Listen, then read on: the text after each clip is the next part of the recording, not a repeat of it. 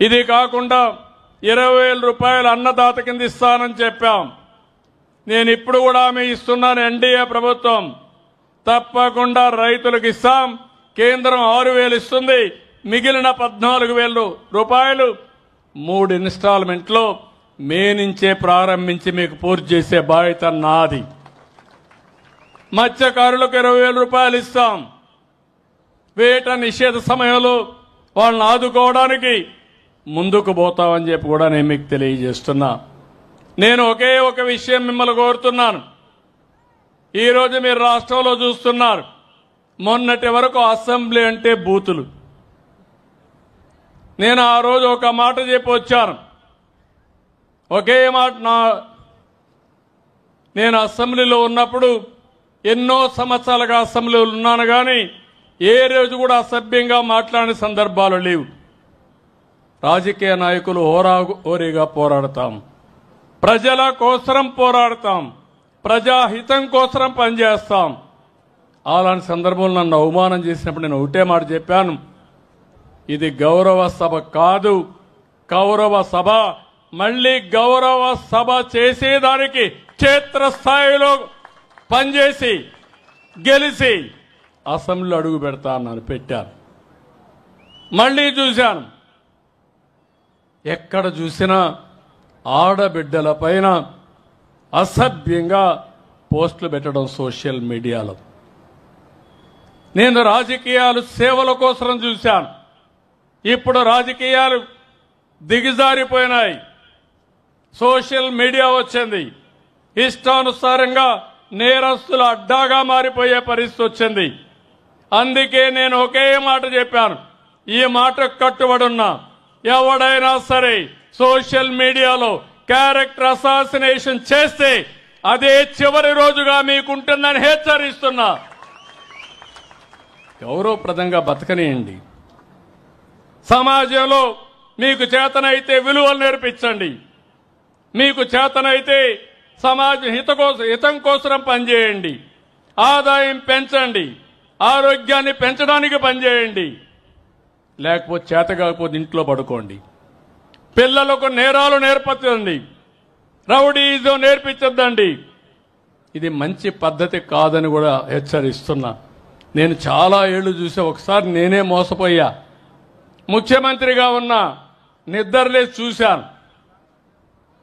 ఎవరైతే వివేకానంద రెడ్డి గుండెపోటుతో చనిపోయాడు, నేను అనుకున్న పాపం మన ప్రత్యర్థి ఆయన గుండెపోటు చనిపోయాడు అని అనుకున్నాను. అనుకుంటే అది గుండెపోటు కాదు, గొడ్డలి వేటు. తర్వాత తెలుసుకోవడానికి చాలా సమయం పట్టింది నాకు. అంటే ఒక ముఖ్యమంత్రినే మోసం చేయగలుగుతున్నారంటే మీరొక లెక్క అని మిమ్మల్ని అడుగుతున్నా. హత్య చేసి ఆత్మహత్యగా చిత్రీకరించే మనుషులుండే ఈ రోజుల్లో, తిరిగి కేసులు పెట్టే ఈ రోజుల్లో వాళ్ళని సమర్థవంతంగా ఎదుర్కోవాలన్నా లేదా అని మిమ్మల్ని అడుగుతున్నా. ఏమంటారని మిమ్మల్ని అడుగుతున్నా. ఎదుర్కోవాలంటే గట్టిగా చప్పట్లు కూడా చెప్పండి, ఇది మంచి పద్ధతి కాదని. ఇది అడిగితే మా మీద ఇష్టానుసారంగా మాట్లాడతారు, క్యారెక్టర్ అసాసినేషన్ చేస్తారు. నేను ఒకే మాట చెప్పాను, ఎవరైనా సరే తప్పులు చేసే వాళ్ళ పట్ల ఈ ప్రభుత్వం చండ శాసనుడిగా ఉంటామని హెచ్చరిస్తున్నా. మంచి చేయండి.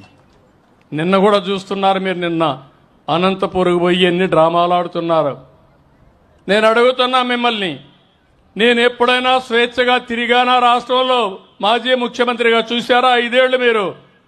1924 ఎక్కడ తిరగలేకపోయాను. ఇప్పుడు ఎవరు ఎక్కడ తిరగాలన్నా ఇబ్బంది ఉందా అని మిమ్మల్ని అడుగుతున్నా. స్వేచ్ఛ ఉందా లేదా అని మిమ్మల్ని అడుగుతున్నా. స్వేచ్ఛ ఇస్తే రౌడీజం చేస్తామంటే, నేరాలు చేస్తామంటే అలాంటప్పుడు గట్టిగా ఉండాలనా లేదా అని మిమ్మల్ని అడుగుతున్నా. ఇలాంటి ఉన్నప్పుడు మీరే చూశారు, ఈ ప్రభుత్వం అభివృద్ధి కోసం ఉంది తప్ప ఇంకొకటి కాదు. అదే సమయంలో ఎవరు తప్పు చేసినా వాళ్ళని శిక్షించే బాధ్యత ఈ ప్రభుత్వం పైన ఉంది. ఆ విషయం కూడా మీకు విజ్ఞప్తి చేస్తున్నా. ఇక్కడికి వచ్చినప్పుడు నేను మిమ్మల్ని కోరేది, ఇప్పటికే చాలా పనులు చేశాం, ఇంకా మిగిలిన పనులు చేస్తాం. అదే సమయంలో నేను ఇటీవల కాలంలో ఆలోచించినప్పుడు ఒక వినూత్నమైన కార్యక్రమానికి శ్రీకారం చుట్టాను. ఆ కార్యక్రమం మీరు చూస్తే ఈరోజు మనందరం కూడా ప్రభుత్వం ప్రైవేట్ భాగస్వామ్యం, దీంతో కొంతమంది వ్యక్తులు పెట్టుబడులు పెట్టి వాళ్ళు బాగుపడి సమాజ హితం కోసం పనిచేశారు. ఈరోజు మీరు ఒక్కసారి చూస్తే ఈ టెలిఫోన్స్ ఉన్నాయి. ఈ టెలిఫోన్స్ అన్ని కూడా కొన్ని గవర్నమెంట్ ఉన్న ప్రైవేటు వ్యక్తులందరూ వేసి మనకు సేవలు అందిస్తున్నారు. అదే సమయంలో వాళ్ళు కూడా డబ్బులు కొంతవరకు సంపాదించుకున్నారు. అందుకని నేను కూడా ఆలోచించింది, ప్రజలే ఆస్తి. ఈరోజు నేను ఒక ఇంటి 2 ఇళ్ళు తిరిగాను. 2 ఇళ్ళు తిరిగితే ఒక యాదవ కుటుంబం, తండ్రికి 2 పిల్లలు, వాళ్ళిద్దరికీ ఒకరికి 3 పిల్లలు, ఒకరికి 2 పిల్లలు. ఆ ఇంటికి పోయినప్పుడు 3 బర్రెలు, ఒక 20 గొర్రెలు. ఇది వాళ్ళ ఆస్తి. నేను అడిగాను, మొదట తండ్రి తల్లి ఉన్నారు, ఆయన కొంచెం వికలాంగుడు కూడా, కొద్దిగా కాలు ఇరిగిపోతే ఇప్పుడు దివ్యాంగుల పెన్షన్ 6,000 రూపాయలు ఇస్తున్నాం.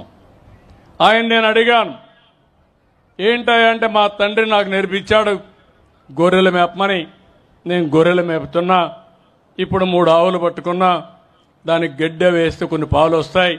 మా వృత్తి పాలు, గొర్రెలు మేపుకోవడం.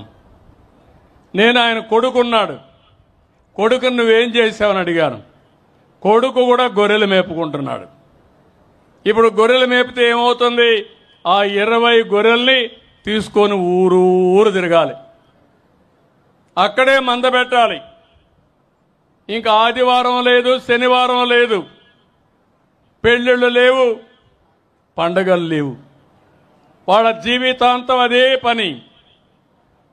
నేను అడిగితే ఆ కుర్రాడు అనింది, ఇంటి దగ్గర గొర్రెలున్నాయి, మీ ఊర్లోనే ఊరి పక్కన మంచి షెడ్లు కట్టి గొర్రెలను అక్కడ పెట్టి తిప్పే పని లేకుండా గడ్డి వేసి మేపే ఫామ్ క్రియేట్ చేస్తే నీకు ఇష్టమా అని అడిగా. తండ్రికి ఇష్టం లేదు. కుర్రవాడు అన్నాడు, ఇది మంచి పద్ధతి సార్, నాకు ఇష్టమే అన్నాడు. నేను ఆయన పిల్లలున్నారు, 2 కూతుర్లు, 2 అడిగాను. ఒకరు డాక్టర్ కావాలని, ఇంకొకరు ముఖ్యమంత్రి కావాలని. ఎందుకంటే నేను వచ్చాను కాబట్టి నన్ను చూసి నేను కూడా మీ మారికి కావాలని ఆ పాప చెప్పే పరిస్థితి వచ్చింది. అంటే పిల్లల్లో ఆలోచనలు మారాయి, కోరికలున్నాయి. ఆ కోరికలు తీర్చే సత్తా తల్లిదండ్రులకు లేదు. అవునా కాదా అని మిమ్మల్ని అడుగుతున్నా. మీ పిల్లల్ని బాగా చదివిస్తే మట్టిలో మాణిక్యాలు. దానివల్ల మీ కుటుంబాలు బాగుపడతాయి, దేశం రాష్ట్రం బాగుపడుతుంది. నేను అందుకే ఈరోజు ఈ కార్యక్రమం తీసుకొచ్చాను. ఈరోజు నేను ఇక్కడుండే మార్గదర్శుల్ని మీకు అప్పచెప్తున్నాను. ఈ ఊర్లో 206 కుటుంబాలు అత్యంత వెనుకబడిన కుటుంబాలు. ఇది కూడా ఇంకొక విషయం కూడా మిమ్మల్ని కోరుతున్నా, ఎవరైనా మీలో మేము కూడా బాగుపడాలంటే మీరు స్వచ్ఛందంగా ముందుకు వస్తే మిమ్మల్ని కూడా ఈ కార్యక్రమంలో భాగస్వాములు చేసుకుంటాం. జీరో పావర్టీ P4 కింద పెట్టి మీకు కూడా సహకరించే బాధ్యత తీసుకుంటాం. ఒకవేళ నేను ఎంపిక చేసిన వాళ్ళు మాకు ఇష్టం లేదంటే అది మీ ఇష్టం. నేను ఒకటే కోరుతున్నా, గుర్రాన్ని తొట్టి దగ్గర తీసుకుపోయి నీళ్లు తాగిపిస్తాం, తాకపోతే ఏం చేయగలుగుతాం? బలవంతం చేయలేం. నేను ప్రభుత్వం ఇచ్చే అన్ని కార్యక్రమాలు మీకు ఇస్తాను, అది కూడా చెప్తున్నాను. నేను ఒక పక్కన మీరు ఒకసారి గుర్తుపెట్టుకోవాల్సింది, భవిష్యత్తులో నేను ఒక వినూత్నమైన కార్యక్రమాలకు శ్రీకారం చుట్టాను. ఆ కార్యక్రమాలు మీరు చూసినప్పుడు ప్రతి ఒక్క ఇంటికి, గ్రామాలైతే 3 సెంట్లు ఇంటి జాగా ఇస్తాను, ఎవ్వరు ఎక్కడ కూడా ఇగ్నోర్ కాకుండా 5 సంవత్సరాల తర్వాత ప్రతి ఒక్కరి ఇంటికి ఇంటి జాగా ఇచ్చి ఇండ్లు కట్టించిన తర్వాతనే మళ్ళీ మీ ఎలక్షన్లో ఓటు కోసం మీ దగ్గరికి వస్తాం. దీంట్లో మీకు ఎవ్వరికి అనుమానం అవసరం లేదు. ఇల్లు కట్టే కార్యక్రమం పెద్ద ఎత్తున చేస్తాం. అందరికీ ఇళ్లు కట్టిస్తాం. ఆ ఇండ్లు కూడా నివాసయోగ్యమైన ఇళ్లు కడతాం.